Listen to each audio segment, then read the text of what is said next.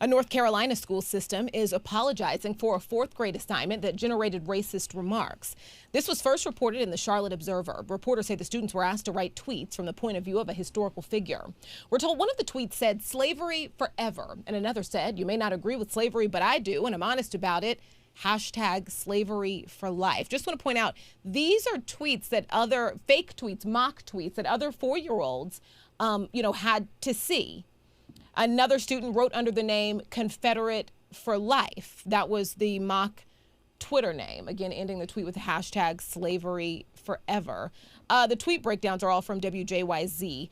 The activity was criticized, obviously, and the school district later called the assignment unacceptable. And so this is just also along the lines of what we were just talking about, different forms of trauma that this is just coming from, psychologists, different forms of trauma that young Black kids have to deal with.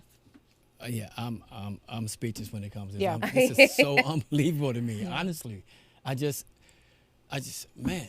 This happened in 2021. Mm-hmm.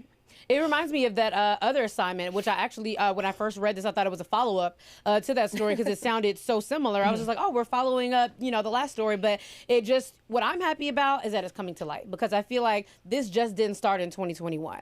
This has been going on for years. And for some reason, we feel powerful. And for some reason, our white counterparts, our Latino counterparts, they are on our side. Not to say that they were not before, but they feel comfortable speaking up on our behalf as well. And so I'm happy to know that when things like this are happening around the world, there are people that want to be on the right side of history, and instead of being like, "Ooh, did you see what happened?" They're speaking up about it, and I'm happy. I'm sorry. Go ahead, Demi. No. I'm just gonna say that I'm happy that there are other races that are speaking up on our behalf for us. Who made those though? Like those mock tweets? Other students, and I think the criticism is that there should be.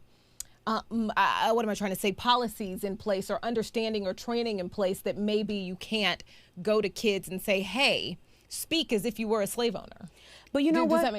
Yeah.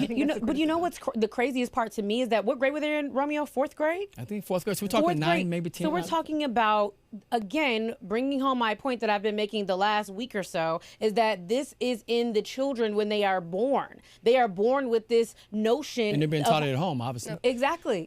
So how can you get upset for a whole room of students feeling the same way about Black people? How can we can get upset at the teacher or whoever, created the assignment, but we can't really get upset at every single parent because they're teaching their children this, and their children are going to teach the next generation. Well, I'm just going to say nobody's born to hate. It's taught.